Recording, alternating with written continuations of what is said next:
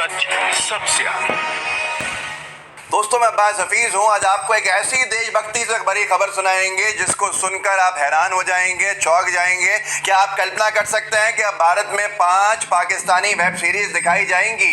एक प्रोमो दिखाऊंगा मैं आपको जिसको रिलीज किया गया है, और जब नाम सुनेंगे दिखाने वालों का भारत में तो आप दंग रह जाएंगे। पहले एक प्रोमो दिखाने से पहले एक आपसे अपील करनी है। हमने एक नया चैनल शुरू किया है, उसका कमेंट बॉक्स में सबसे ऊपर लिंक दिया है जिसको आप सब्सक्राइब कर लीजिए, बेल आइकन दबाइए ताकि हमारे और काम आप तक पहुंच सके। आपको इसके लिए मैं पहले से धन्यवाद कर रहा हूं। अब ये प्रोमो देखिए आप, किस तरह से एक पाकिस्तानी वेब सीरीज का प्रोमो आया है। कुछ किस्से अपने से होते हैं, कुछ सपने से होते हैं। मैं ख्वाब तो नहीं देख रहा,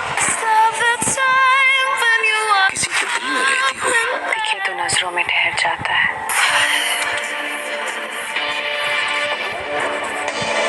दोस्तों ये पाकिस्तानी वेब सीरीज, ऐसी 5 वेब सीरीज दिखानी शुरू करने वाले हैं हमारे माननीय जी टीवी वाले लोग। जी ग्रुप अपने Z5 जो उनका डिजिटल प्लेटफॉर्म है, जो डिजिटल चैनल है ऑनलाइन स्ट्रीमिंग का, उसके ऊपर 5 पाकिस्तानी वेब सीरीज लेकर आ रहा है। उसने खुद इसका ऐलान किया है और कोई भी अनभक्त को कोई किसी भी तरह की तकलीफ नहीं हुई है। ऐसे वक्त में जब नेपाल, पाकिस्तान, चीन, इन तीनों देशों से हमारे संबंध तार तार हैं, हमारे जवानों को इनसे खतरा है, ऐसे हालात के अंदर पाकिस्तान की वेब सीरीज खरीद के चलाना ये कितना सही है। इसको आगे ट्विटर पे यूजर्स ने लिखा है, अपनी राय लिखी है उन लोगों ने जो हमेशा से अनभक्तों की क्लास लेते रहते हैं, क्योंकि अनभक्त तो खामोश हैं। ललन टॉप की खबर भी आपके सामने है। Z5 पाकिस्तान की 5 वेब सीरीज लाएगा।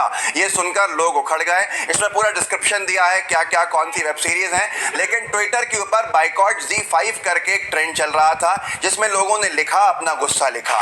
श्याम जी ने लिखा है, ओनली इंडियन अलाउड, सिर्फ भारतीयों की इजाजत है, बाइकॉट Z5। एक सुमेधा अय्यर है, उन्होंने भी ट्वीट करके लिखा है, अंग्रेजी में है जिसका हिंदी अनुवाद है, पाकिस्तान रोज सीज फायर का उल्लंघन करता है, इनकी वजह से हमारे इतने बहादुर जवान मारे जाते हैं, और Z5 इंडिया सिर्फ व्यूवरशिप बढ़ाने के बारे में सोच रहा है। चीन के प्रोडक्ट का बहिष्कार करो लेकिन पाकिस्तान के आतंकवाद की फंडिंग में मदद करो। ये जो आखिरी लाइन है ये बहुत महत्वपूर्ण है, ये क्योंकि वही भाषा है जो मीडिया कभी कभी यूज करता है, इस्तेमाल करता है कि अगर आप चीन से सामान खरीदेंगे तो वो चीन, उससे हमारे जवान के सीने पे जो गोली आ रही है वो उसी पैसे से है, आप कहीं ना कहीं योगदान दे रहे हैं। यहाँ पर जो सुमेधा अय्यर ने कहा है, यही कहा है कि अगर आप वहां से पाकिस्तान की वेब सीरीज खरीद रहे हो जी वालों, तो आप कहीं ना कहीं कंट्रीब्यूट कर रहे हो उनके आतंकवाद में, क्योंकि पैसा पाकिस्तान जा रहा है। ये वही भाषा है जो ये लोग बोलते हैं। अब यहाँ पर और भी लोगों ने आगे लिखा, लेकिन जी ग्रुप के अमित गोयनका ने लिखा है, अंग्रेजी के अंदर ट्वीट किया है, उसका हिंदी अनुवाद जो है वो पढ़ के आपको बताता हूँ। जी की मजबूती हमेशा से ये रही है कि वो विश्व भर में करोड़ों दर्शकों के साथ अलग तरह की कहानियां कह पाया है और अलग तरह के कंटेंट पेश करता रहा है। जिंदगी की हमेशा से इसके प्रीमियम कंटेंट के लिए तारीफ हुई है। जिंदगी के यूनिवर्सल कंटेंट की अच्छी खासी अपील है। हम इतनी समृद्ध और इंगेजिंग कहानियों को Z5 के यूजर्स के लिए कंटेंट लाइब्रेरी में जोड़ने को लेकर उत्साहित है। अब यहाँ जिंदगी का जो जिक्र है, ये एक चैनल आया था और भारत के अंदर इसने पहली बार पिछले 10-15 सालों के अंदर जम के थोक के भाव के अंदर पाकिस्तानी सीरियल्स को घर घर तक पहुंचाया था, पाकिस्तानी कलाकारों को घर घर तक पहुंचाया था, पाकिस्तानी स्टोरीज को घर घर तक पहुंचाया था। फिर ये बंद हो गया था, खत्म हो गया था। पर किसी को पता है क्या कि ये जिंदगी चैनल जो था वो जी ग्रुप का था। जी टीवी ने इसे लॉन्च किया था, मतलब जी टीवी पहली बार वेब सीरीज लॉन्च नहीं कर रहा, बल्कि इससे पहले भी कर चुका है पाकिस्तानी सीरियल्स को भारत के घर घर तक पहुंचाने का काम। यही यहाँ पर सिर्फ अकेले नहीं है, बल्कि और लोगों को भी दिखाना चाहिए जिनकी कथनी और करनी अलग है। दोस्तों कथनी करनी कैसे अलग है? दीपक चौरसिया जी हैं, वरिष्ठ पत्रकार हैं, बराबर हिंदू मुस्लिम करते रहते हैं। भारत में पाकिस्तान की गलतियों को भारत के मुसलमान से जोड़ दें इनका बस चले तो, जिससे कि भारत में भी एक तरह का पार्टीशन होता हुआ दिखता है हिंदू और मुसलमान के बीच। हिंदू मुसलमान जो भाइयों की तरह रहा है वो दूर होने लगता है। वही दीपक चौरसिया जी 10 साल पहले का उनका एक ट्वीट निकल के आया जिसके बाद उनकी परेशानियां बढ़ गई, जिसमें ये पाकिस्तान जाने की बात कह रहे थे। इन्होंने जुलाई 13, 2010 को 6:48 पे ट्वीट किया था, going to Pakistan with SM Krishna tomorrow, hope to eat good nihari. यहाँ पर लोगों ने इनकी लंका लगा दी थी नीचे, क्योंकि इसका हिंदी में अनुवाद यह है, कल पाकिस्तान जा रहा हूँ SM कृष्णा, उस वक्त के जो विदेश मंत्री थे, एक्सटर्नल अफेयर मिनिस्टर थे, उनके साथ, और कल मैं उम्मीद करता हूँ कि अच्छी निहारी खाने को मिलेगी। मैं बाबा रामदेव की भी कहानियां सुनाऊंगा आप कथनी और करनी की। रुके रहिए, वीडियो देखते रहिए, जिसके ऊपर लोगों ने बहुत सारे अच्छी अच्छी बातों से नवाजा था हमारे दीपक चौरसिया रसिया जी को, लेकिन बात है कि अब कुछ भी कह लो फर्क नहीं पड़ता वाली बात जब आ जाए तो फिर अपने जो एजेंडा पे है इंसान लगा रहता है। यहाँ पर मुझे याद आती है कुमारस्वामी जी की बात, जो मुख्यमंत्री रहे कर्नाटका के जनता दल के अध्यक्ष, और उनकी बात ये थी कि अगर पाकिस्तान नहीं होता तो शायद भारतीय जनता पार्टी एक भी सीट नहीं जीत पाती, क्योंकि आप ये हटा दीजिए तो शायद भाजपा के लिए एक जो संजीवनी बूटी है वो खत्म हो जाती है अपने मुद्दों से लोगों को भटकाने के लिए। लेकिन अभी यहाँ पर अनबक दूर है, वो अनबक जो इन सारे चैनल्स की चमचागिरी करते रहते हैं, आज कहाँ गए हैं, क्यों दिखाया जाना चाहिए और क्यों इसके बाइकआउट की बात नहीं उठ रही, ये बहुत बड़ी बात है। अब रामदेव जी की बात करते हैं। बाबा रामदेव जी दिन रात पाकिस्तान, हिंदुस्तान, हिंदू, मुसलमान ये सब करते रहते हैं, कांग्रेसी, भाजपाई, गद्दार, देशद्रोही। लेकिन वही बाबा रामदेव ने 3-4 साल पहले आज से एक अपनी इच्छा जाहिर की थी कि वो पाकिस्तान में पतंजलि का कैंप लगाना चाहते हैं, पतंजलि के प्रोडक्ट्स को पाकिस्तान में बेचना चाहते हैं। ये खबर भी आपकी स्क्रीन पर है, अंग्रेजी के अंदर है। Baba Ramdev open to setting up Patanjali unit in Pakistan में खोलने की इच्छा भी इन्होंने जाहिर की थी। फिर लोगों को लगता था कि कुछ नहीं किया होगा क्योंकि हमारे तो परेशानियां बढ़ गई हैं, हमारा जो विरोध है बहुत ज़्यादा हो गया है, अब एक दूसरे से हमारी तनातनी हो गई है, हालत अच्छी नहीं है। लेकिन प्रशांत कनौजिया ने इनकी पोल खोल दी, ट्विटर के ऊपर ट्वीट किया, दराज करके एक पाकिस्तान की वेबसाइट है, ऑनलाइन वेबसाइट है, जैसा हमारे यहाँ दूसरे वेबसाइट्स हैं जो ऑनलाइन के सामान बेचते हैं, दराज.pk। इसके ऊपर पतंजलि के प्रोडक्ट्स बेचे जा रहे हैं, पतंजलि के कॉस्मेटिक्स बेचे जा रहे हैं पाकिस्तान में। अब ये वहाँ कैसे पहुँच रहा है, किस रास्ते से पहुँच रहा है, कौन इसको अनुमति दे रहा है, इस पर कोई जवाब नहीं दिया। आप स्क्रीन पर देख सकते हैं दराज की वेबसाइट का एक स्क्रीनशॉट जो प्रशांत कनौजिया ने डाला है, जिसके अंदर साफ दिख रहा है कि पाकिस्तान में बाबा रामदेव की पतंजलि के ब्यूटी प्रोडक्ट्स बेचे जा रहे हैं। अब इसके ऊपर कोई सवाल नहीं करेगा।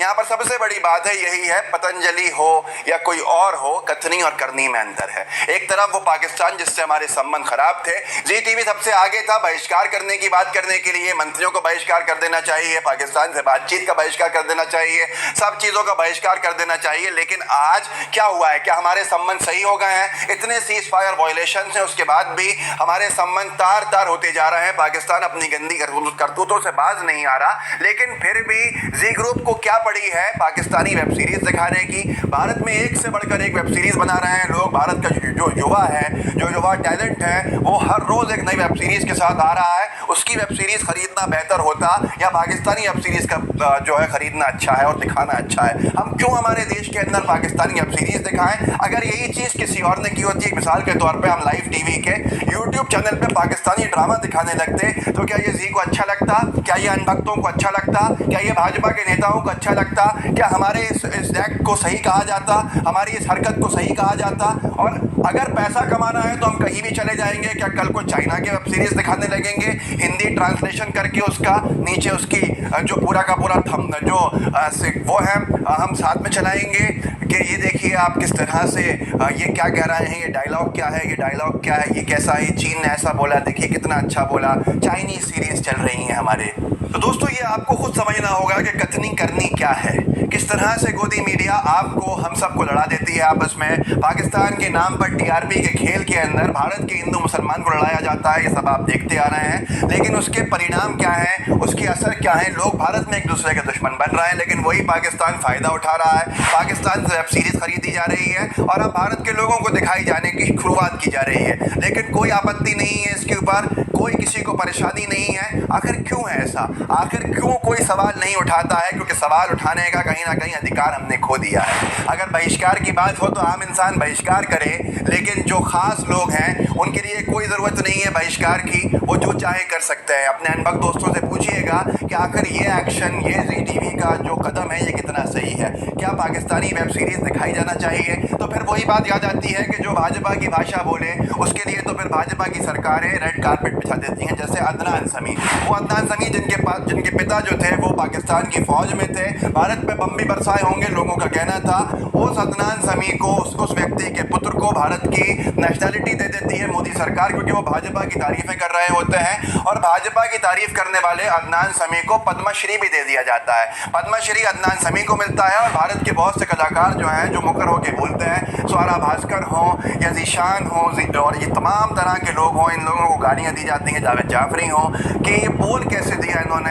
आपको याद है आमिर खान का बहिष्कार करने के लिए अनभक्त चल पड़े थे, क्योंकि आमिर खान की पत्नी को डर लगता था भारत के अंदर बढ़ते हुए इस तरह के कामों को लेकर, जो नफरतें थी उनको लेकर। लेकिन डर की बात कहने के बाद आमिर खान के बहिष्कार में पूरी फौज लग गई थी। वही आमिर खान को पद्मश्री की जगह पर अदनान समी को पद्मश्री दिया जाता है, जो एक पाकिस्तानी था। ये भाजपा का पाकिस्तान प्रेम है। नवाज शरीफ से मिलने 2 बार जाते हैं, भारत के प्रधानमंत्री नरेंद्र मोदी जी मिलकर आते हैं, पाकिस्तान जाते हैं, उनकी बर्थडे विश करते हैं। इस पे किसी को कोई आपत्ति नहीं है, कोई दूसरा चले जाए तो आपत्ति है। ऐसे ही जी टीवी अगर वेब सीरीज दिखा रहा है तो कोई आपत्ति नहीं है। सुधीर चौधरी जी के फोटोज मौजूद हैं, जनरल परवेज मुशर्रफ के साथ देख लीजिए, खुद ही ने ट्वीट किया था। नवाज शरीफ के साथ भी उन्होंने अपने फोटो ट्वीट किए थे। अनभक्तों को इससे कोई परेशानी नहीं है। आप अगर कोई बात कहोगे, इंसानियत की बात कहो, एकता भाईचारे की बात करो तो वो गलत है। लेकिन ये जो बातें कर रहा है, भले हमारे जवान जो हैं सरहद पे शहीद हो रहे हैं पाकिस्तान की गोलियों से, लेकिन इनको इस वक्त वेब सीरीज दिखानी है। इस तरह की बातें सामने आने के बाद आपको कुछ समझ में आ जाएगा कि क्या चल रहा है। दोस्तों, मेरी फिर से आपसे एक अपील है कि हमारे नए चैनल को सब्सक्राइब कीजिएगा। कमेंट बॉक्स के अंदर वो चैनल का लिंक है।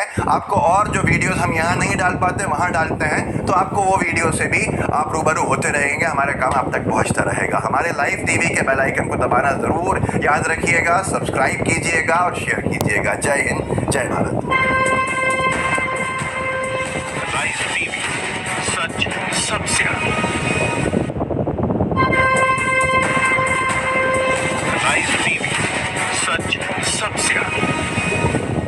कंगना रनावत अपने बेहतर अभिनय और बेबाक अंदाज के लिए जानी जाती है, लेकिन अब उनकी एक अलग पहचान बनती जा रही है और उनकी बेबाकी अब बदतमीजी में तब्दील होती जा रही है। और इस बदतमीजी की तापसी पन्नू ने हवा निकाल दी है और उन्हें जवाब दिया है। नमस्कार, मैं हर्षिता सिंह और आप देख रहे हैं द लाइव टीवी। वीडियो शुरू करने से पहले आप सबसे मेरी अपील कि आप हमारे नए चैनल द LTV को भी सब्सक्राइब करें और बेल आइकन दबाना ना भूलें।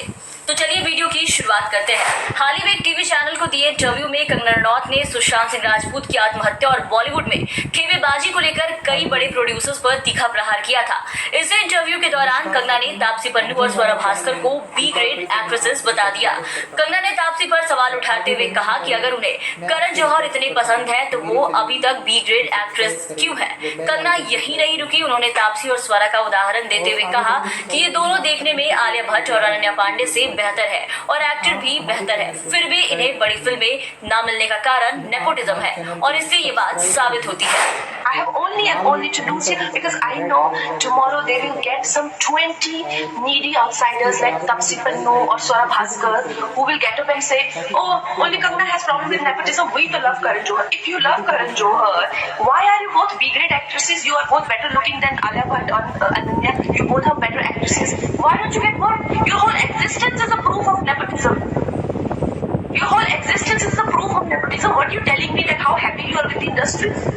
So I know this will happen. The whole system will work to make me look like a mad person. तो सुना आपने, ग्रेडिंग दे रही है यहाँ बैठकर कंगना रनावत। बस इसके बाद फिर क्या था, तापसी पन्नू सामने आई और उसके बाद उन्होंने एक ट्वीट किया और उसके थ्रू उन्हें जवाब दिया। उन्होंने लिखा कि मैंने सुना क्लास 12 एंड 10 का रिजल्ट आया है, इसके बाद हमारा भी रिजल्ट आ गया है। हमारा ग्रेड सिस्टम अब ऑफिशियल है, अभी तक तो नंबर सिस्टम पे वैल्यू डिसाइड होती थी। साथ ही तापसी ने ट्वीट करते हुए ये भी लिखा कि इसके बाद कोई भी बेहतरीन टैलेंट अब इंडस्ट्री में आने से आज के बाद डरेगा और अपने अंदर एक गलत धारणा बना लेगा, जिसके बाद वो अपने पैशन को मार देगा। क्योंकि कुछ लोग जो है वो इंडियन सिनेमा को बहुत ही नेगेटिव तरीके से दर्शा रहे हैं, ये दिखा रहे हैं कि ये आउटसाइडर को कैसे ट्रीट यहाँ पर किया जाता है। तो ये जो धारणा लोगों के मन में बनती आ रही है, इस चीज के लिए आप भी उतने ही रिस्पॉन्सिबल हैं। तो तापसी और कंगना के बीच पहले भी कई बार ऐसे मौके आए जब दोनों ने एक दूसरे की आलोचना की है। इससे पहले एक बार कंगना की बहन रंगोली चंदेल ने भी तापसी पन्नू को कंगना की सस्ती कॉपी बताया था। तब तापसी ने कहा था कि वो यानी कि कंगना और रंगोली के लैंग्वेज तक नहीं उतर सकती है।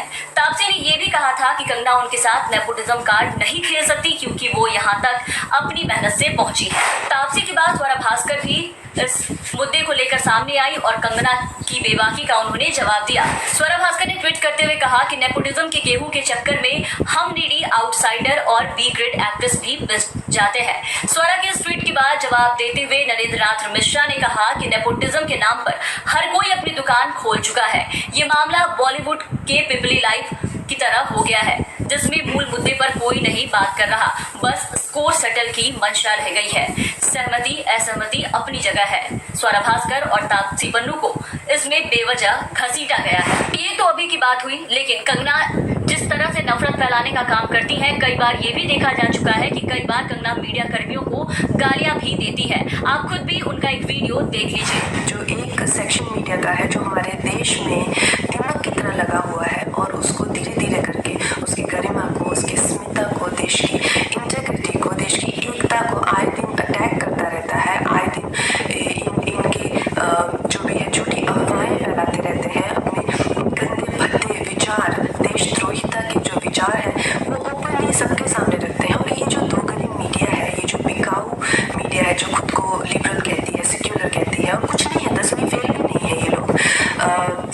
सूडो लिबरल है और ये लोग बिल्कुल भी सेक्युलर नहीं है। अगर ये सेक्युलर होते तो हमेशा धार्मिक चीज़ों को लेके देश की एकता पर हमेशा प्रहार नहीं करते। इस वीडियो को भी आप देखिए कि किस तरीके से मीडिया कर्मियों को गाली दे रही है। मुझे इनके जो चमचे जर्नलिस्ट हैं वो सुशांत जैसे लोगों पे जो ब्लाइंड आइटम्स लिखते हैं कि वो साइकोटिक है, न्यूरोटिक है, एडिक्ट है। संजना की एडिक्शन तो आपको बहुत क्यूट लगती है। तो देखा आपने, जो लोग ये सोच रहे हैं कि सुशांत सिंह राजपूत की मौत के बाद कंगना बाहर से आए लोगों के लिए मसीहा बन गई है, वो लोग इस बात को अच्छे से जान ले कि अक्सर ये बात प्रूफ हुई है कि कंगना अपनी मीडिया अटेंशन के लिए काम करती है। अब तक जितनी भी बातें सामने आई है उसमें ये साबित होता आया है कि कंगना ऐसा करती आई है। और अगर यकीन नहीं तो आप इस वीडियो को भी देख लीजिए।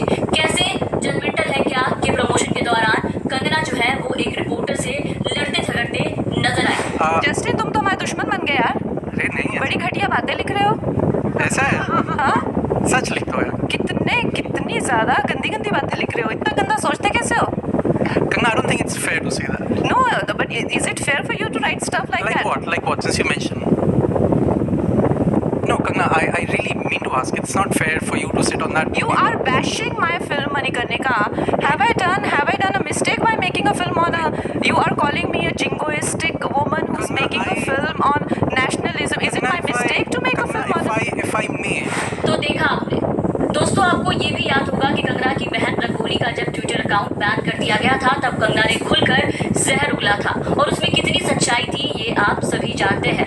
तो कई बार ऐसा देखा गया है कि कंगना रनावत एक बहुत ही बोल्ड एक्ट्रेस है और वो कई मुद्दों पर खड़ी उतरती है, लेकिन इसका मतलब यही नहीं कि कंगना रनावत किसी भी लोगों को उन्हें गाली गलौज करने की इजाज़त मिल गई है या किसी को भी वो ग्रेड देने का अधिकार रखती है। तो दोस्तों फिलहाल इस वीडियो में इतना ही। आप बने रहे हमारे साथ। अगर आपने अब तक हमें सब्सक्राइब नहीं किया है तो जरूर सब्सक्राइब कर ले, साथ ही बेल आइकन दबाना ना भूलें। धन्यवाद।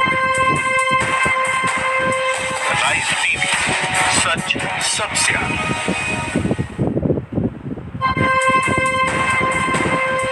राइज टीवी, सच सबसे आगे। दोस्तों मैं अब्बास हफीज हूँ। संबित पात्रा के नाम से आप सब वाकिफ हैं। संबित पात्रा आजकल उस घंटे की तरह हो गए हैं जिसको बार बार लोग बजाते रहते हैं। इनका बात करने का अंदाज यह है कि बदतमीजी करते हैं, लोगों को अपमानित करते हैं, तर्क पे बात नहीं करते, इधर की उधर करते रहते हैं जिससे सामने वाला अपमानित होकर भाग जाए। लेकिन अब इनकी दवा इन्हीं को पिलाई जा रही है। कांग्रेस के 2 राष्ट्रीय प्रवक्ताओं ने जिस तरह से इनको अच्छे से बजाया है वो आपको दिखाएंगे, उसके बाद आपको समझ में आएगा कि इनकी हालत अब क्या होती जा रही है। सबसे पहले तो पवन खेड़ा जी को देखिए, कैसे इन्होंने जो दिन रात संबित थाईलैंड बैंकॉक करते रहते हैं। मतलब मुद्दों पे तो बात करेंगे नहीं। आपने देखा, आप इकोनॉमी पे बात नहीं करेंगे, इकोनॉमी क्यों तबाह हो गई इस पे बात नहीं करेंगे, इधर उधर की बात करेंगे लोगों को छेड़ने की। तो इनको जिस तरह से धोया है वो पहले आप देखिए। सुबह से शाम सचिन आप जो है संबित पात्रा जी बैंकॉक करते रहते हो, आखिर क्या माजरा है? चले जाओ ना एक दिन बैंकॉक, बड़े परेशान रहते हो। ये क्या ये बैंकॉक से आपकी ऑब्सेशन है भाई? चले जाओ, कौन रोक रहे हैं? 2 दिन छुट्टी दे देंगे अमित शाह, चले जाओ बैंकॉक। हो भाई, क्या समस्या है आपको? ये बार बार बैंकॉक लगा रखा है। ये पूरे विश्व में आपको बैंकॉक ही दिखता है, तो चले जाओ ना एक दिन। हम आपकी अनुशंसा कर देते हैं अमित शाह साहब से अभी कि आप हमारे संबित पात्रा जी को 2-3 दिन की छुट्टी दे दीजिए, चले जाएंगे जरा बैंकॉक। बड़ा याद आता है इनको सुबह से शाम तक बैंकॉक। ठीक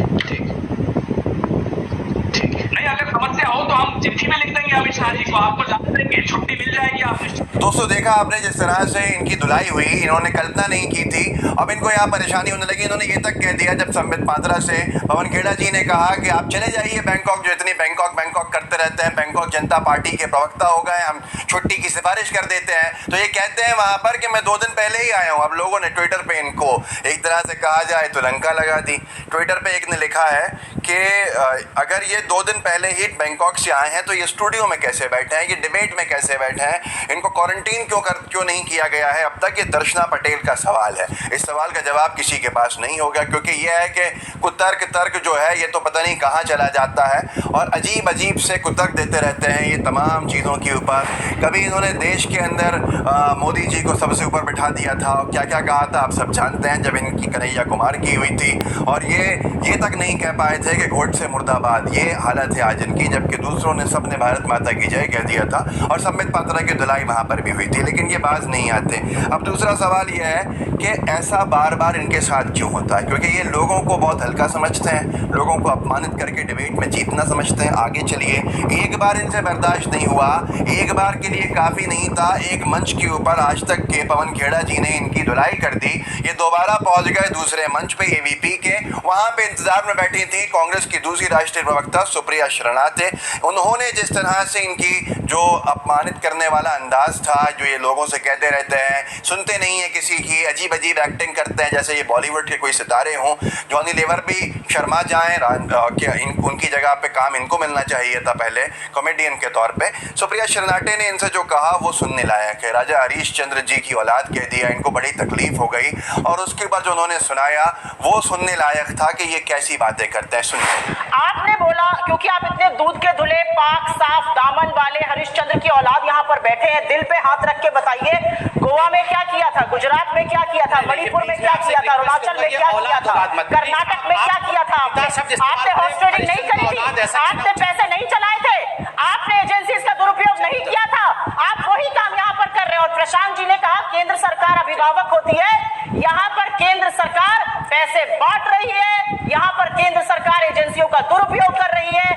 गजेंद्र सिंह शेखावत का सच तो दूध का दूध और पानी का पानी हो जाएगा, थोड़ा इंतजार करिए। दोस्तों, सुप्रिया शरणाटे जी को सुना आपने। अब यहाँ पर संबित जी कहते हैं कि आप ये औलाद मौलाद मत कहिए, आवाज थोड़ी धीरे थी, आपको समझ में नहीं आएगा। मतलब राजा हरीश चंद्र की औलाद मत कहिए, ये मोदी जी को देश का बाप बता दें, ये मोदी जी को सबसे ऊपर बिठा दें, हर कोई मतलब मोदी जी का पुत्र बना दें देश के अंदर, तब इनको कोई अपमानित नहीं महसूस होता कि ये दूसरे को अपमानित कर रहे हैं, दूसरे का।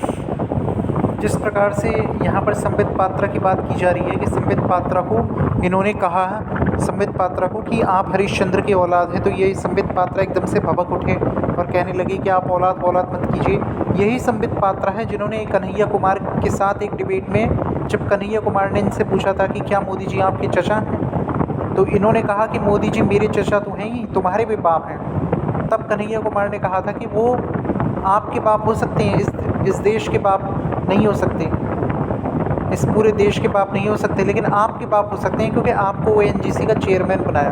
तो इस प्रकार आप देख सकते हैं कि संबित पात्रा एक भाजपा का ऐसा प्रवक्ता है जिसके बोल हमेशा दोगली, जिसकी सोच हमेशा दोगली है कि चित भी अपनी और पट भी अपनी। जब खुद को हरिश्चंद्र की औलाद कहा गया तो एकदम से भड़क उठे और दूसरे को जो मन में आया वो कहते हैं। अपमान कर रहा है, इन पर आ जाए तो तकलीफ हो जाए। यही अब लोगों का कहना है कि भाई इतना ज़्यादा आक्रामक होके, इतनी ज़्यादा भाषा की मर्यादा को थोड़ा छोड़कर पीछे क्यों आगे आया जाए। संबित पात्रा जी का तो इलाज ही यही है। आपने देखा किस तरह से इनकी जब घंटे की बजाई हुई तब ये सही हो गए, अपने आप कहने लगे ऐसी बदतमीजी मत कीजिए। जो इनके साथ डिबेट में बैठे उसको ये अपमानित करते हैं। अब यहाँ पर लोगों ने थाईलैंड के ऊपर एक और बात लिखी कि थाईलैंड से बड़ा नाता है भारतीय जनता पार्टी का। थाईलैंड गए थे हमारे माननीय रावत साहब जो मुख्यमंत्री हो गए, त्रिवेंद्र सिंह रावत जी, भाजपा के बड़े नेता, तो उनके वापस आने के बाद होर्डिंग लग गए थे। आप देखिए ये इनके इलाके के अंदर होर्डिंग लगे थे। थाईलैंड की ऐतिहासिक विदेश यात्रा से लौटने पर माननीय मुख्यमंत्री श्री त्रिवेंद्र सिंह रावत जी को का हार्दिक अभिनंदन, उमेश अग्रवाल जी ने ये होर्डिंग लगाया था। तो लोगों का कहना बड़ा पुराना रिश्ता है आपका बैंकॉक से, इसीलिए आप कहते हैं। और अब भारतीय जनता पार्टी बीजेपी का फुल फॉर्म पवन खेड़ा जी की धुलाई के बाद से लोगों ने कर दिया बैंकॉक जनता पार्टी। ट्विटर पर लोग इनके बड़े मजे ले रहे हैं बैंकॉक जनता पार्टी के नाम से। कभी सोचा है आपने दोस्तों कि ऐसा क्यों करते हैं ये? वजह सिर्फ इतनी है, भारतीय जनता पार्टी की सरकार पूरी तरह से फेल हो चुकी है। उसके पास कोई तर्क नहीं है देने को, इसलिए कुतर्क देती है। ये बताने के लिए कोई डिफेंस में पॉइंट नहीं है कि इकोनॉमी क्यों बर्बाद कर दी। ये बताने के लिए कोई पॉइंट नहीं है कि चीन ने हमारे 20 सैनिकों को क्यों शहीद कर दिया। ये बताने के लिए कोई जवाब नहीं है कि पाकिस्तान बार बार सीज फायर वायलेशंस कर रहा है, हमारे सैनिकों की जान पाकिस्तान खतरे में है। क्या कर रही है मोदी सरकार? इतिहास में इतने ज़्यादा बार वायलेशंस नहीं हुए। सबसे ज़्यादा बार पाकिस्तान ने सीज फायर वायलेशन किया है। सबसे ज़्यादा बार चीन ने घुसपैठ की कोशिश करी है। पिछले इतने सालों के अंदर, 60 सालों के अंदर, 50 सालों के अंदर पहली बार चीन ने हमारे 20 सैनिकों को शहीद किया है। इन सब के जवाब नहीं है। इकनॉमी तहस नहस हो गई, इसलिए इस तरह की भाषा का इस्तेमाल, इसलिए इस तरह के अपमान करने वाले काम करते हैं। लेकिन अब इनकी दवा इन्हीं के ऊपर आजमाई जा रही है, जिससे बड़ा मजा आ रहा है लोगों को। अब इनको लौटना पड़ेगा, जवाब देने होंगे। भारतीय जनता पार्टी भी शायद इनको बहुत सीरियस नहीं लेती, लेकिन आगे ये देश को सीरियस लेना पड़ेगा कि इस तरह के प्रवक्ता कैसे सरकार को डिफेंस कर रहे हैं। सत्ताधारी दल के लिए जवाब देना जिम्मेदारी होती है, जवाबों से भागने के लिए किसी को अपमानित करना। अब जब इनके साथ खुद हो रहा है तो इनको बड़ी तकलीफ हो रही है। इस वीडियो को शेयर कीजिए, हमारे चैनल लाइव टीवी को सब्सक्राइब कीजिए। एक नया चैनल द एल टीवी शुरू किया है, मैं बताना भूल गया था आपको, उसको भी सब्सक्राइब कीजिएगा। कमेंट बॉक्स में उसका लिंक है। जय हिंद, जय भारत। राइज टीवी, सच सबसे आगे।